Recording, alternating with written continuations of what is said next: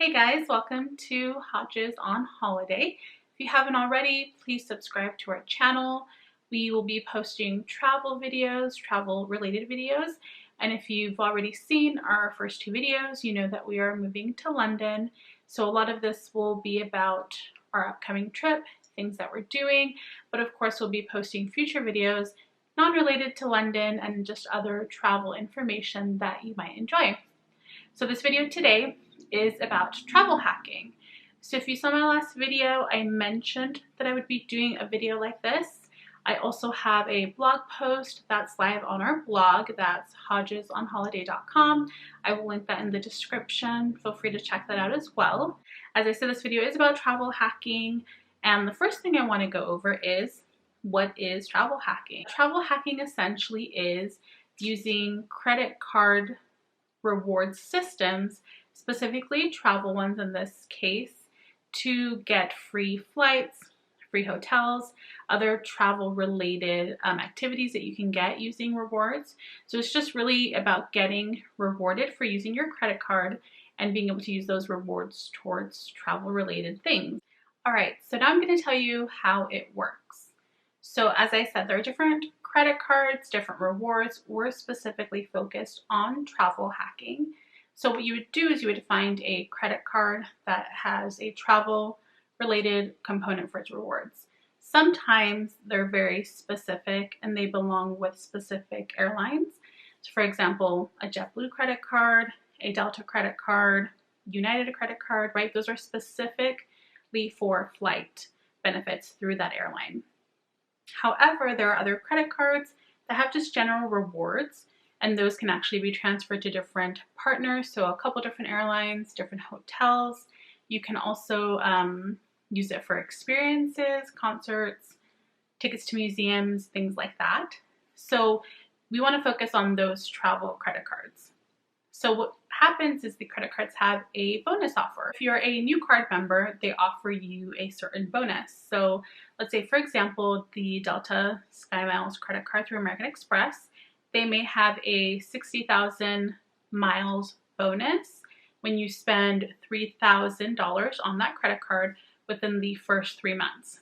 So a lot of them are similar like that. There'll be 3 months spending time, and then they'll have the spending requirement, which is sometimes as little as 1,000, sometimes as high as 5,000, depending on the card that you get.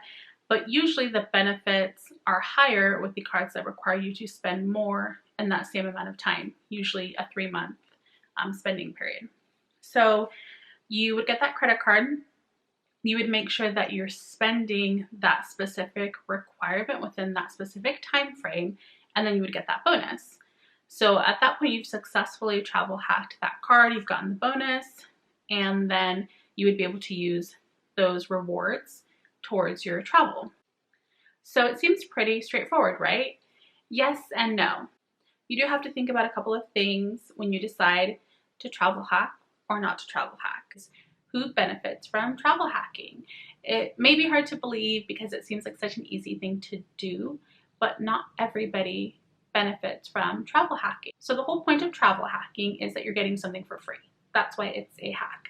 So in this situation, it's not for everybody if 1, you cannot spend the minimum requirement, or 2, you would have to go into debt to spend that minimum requirement, or you are planning to carry a balance. Because the APRs are so high on these credit cards, because of how great these bonuses are, these rewards that you're getting for meeting that requirement, they have a huge APR attached to them, and you do not want to carry a balance because it defeats the purpose of hacking. So we definitely don't recommend you travel hacking if those 3 things apply to you. So that is one of the reasons we say it's not for everybody. And I think if you've travel hacked before, you understand that you're doing it to get these free rewards, and you definitely don't want to spend money to get them. So of course there are certain things that you can't put on a credit card, and those would not help you reach that spending requirement, but things like cable subscriptions, certain utilities, groceries, eating out, entertainment, any clothes you purchase, makeup, things like that, that would all be able to go towards your spending. All right, so now I want to tell you about the pros and the cons to travel hacking. So the two cons that I can think of are that a lot of them do carry an annual fee, some smaller than others. For example, I have the Chase Sapphire Preferred card, and that one has a $95 annual fee, and $95 doesn't sound so bad. And honestly, if you think about how much you're getting back in rewards, it totally makes up for that $95 that you're paying. So that can still be a con for some people, because you're still getting rewarded and it's still a hack, but you still have to give something out of your own pocket for that. So that's something to think about. The other con, of course, is the high APR, and we already kind of went over that. So anytime that you carry a balance, you will have to pay interest, and it'll be a high interest. So those are the only two cons that I could think about. But again, if you don't carry a balance, and then if you look at it with the idea that you're getting stuff for free and the $95 probably cancels itself out, then those cons really aren't that bad and they're not detrimental to you being able to travel hack successfully. So the pros, I have several. So most of these cards and a lot of credit cards in general don't have a foreign transaction fee. So when you swipe your card internationally, you won't get a fee. A lot of banks will charge you foreign transaction fees. So that's a great way to make sure that you're not getting additional fees on top of the conversion rate that sometimes is not to your benefit. Then also, some travel cards have travel insurance. Usually it's a very basic travel insurance, but it's more than what other credit cards would give. And also, it's something that you don't have to pay for if you usually pay for travel insurance. Again, depending on the type of travel insurance you purchase, this is probably the very basic type of travel insurance that you can purchase that's covered with a credit card. They also have discounts if you, for example, Chase will send me offers for 10% off if you order through blueapron.com, things like that. So if you like to take advantage of those offers, they definitely send you those probably monthly, so you can get that benefit as well. They also have exclusive offers. So to certain events, maybe in your area, if you put in your information, they'll offer you access to VIP tickets. Of course, you still have to pay for them, but they can offer a discount or just kind of a better deal or an upgrade. So that's something nice that they do as well. Specifically with the Sapphire Preferred I'm referring to, I'm sure other travel cards have similar things like that. And then also they have referral bonuses. So if you refer a friend, someone who signs up for the credit card and gets approved, and they have to meet their minimum spend as well, then usually you'll get a chunk of either miles or points. So for the Sapphire Preferred, it was 15,000 points if someone used my referral code to sign up and they met that minimum spend. So it's kind of awesome. You can usually do that with a max amount of people, maybe 7 a year or 7 through the life of you having the credit card, but that is a lot. So it adds up if you actually refer that amount of people. So those are the pros and the cons. I just want to give you guys an example because we travel hacked very seriously for this upcoming trip to London, and I love travel hacking. I believe in it. I think it's amazing. And if you're not taking advantage of it and you travel or you plan to travel, then you're really missing out. So I'm going to pop up on the screen this infographic that I made of the benefits from travel hacking so far this summer trip that we're doing to London. So you can actually see what it looks like. I think it is hard to imagine sometimes what points convert to the value of money, and it does depend, right, on what you're booking, where, when, but this is just kind of to give you an overall idea of what you might expect if you decide to travel hack. So I'm going to put that on the screen and then I'm going to talk about it a little bit. So we'll also have that linked on our blog, so you can of course reference that later if you want to look at that a little bit more. Alright guys, so first I'm going to start off by letting you know which cards we travel hacked. So we hacked 2 cards and then we used miles from our card that we use regularly, which is our Delta Platinum American Express card. So we've had that card for a couple of years, and we do all of our spending on that when we're not travel hacking. And that has miles that we used for some of the flights that you see here. So the two cards that we actually travel hacked were the Chase Sapphire Preferred cards. I have one and my husband has one, and we use the rewards from those cards to book the hotels that you see and also all of the flights that are non-Delta flights. So first I'm going to start off by pointing out that all of the prices that you see here, those are for 2 adults and 1 child. So for the accommodations at the hotels as well as the flights. So the biggest savings that we saw and what made me the most excited when we were doing the travel hacking was the 4 nights in a Hyatt hotel in New York. So this is not downtown New York, it is on Long Island, but the fact that we were able to save ourselves $1,250.87 by travel hacking is amazing. So that was a huge chunk of money that we would have otherwise had to spend ourselves out of our pocket had we not travel hacked. So that was super exciting, and that's just the prime example I would give anybody who is debating whether they want to give travel hacking a try. So we saved a lot of money on that. We also saved $530.69 for 5 nights in an Amsterdam Hyatt hotel, and then 2 nights in at a Hyatt hotel in Dublin. I know some of you are probably wondering where the points and the miles come in. So I didn't want to put all that information here just because it may be too much and it's very specific based on the airline that you're booking miles or using miles with, as well as the time that you're traveling, the airline you're traveling with, all of that. So I did want to give some specific information because many of you may be familiar with Delta, may fly Delta, may be more familiar with their miles.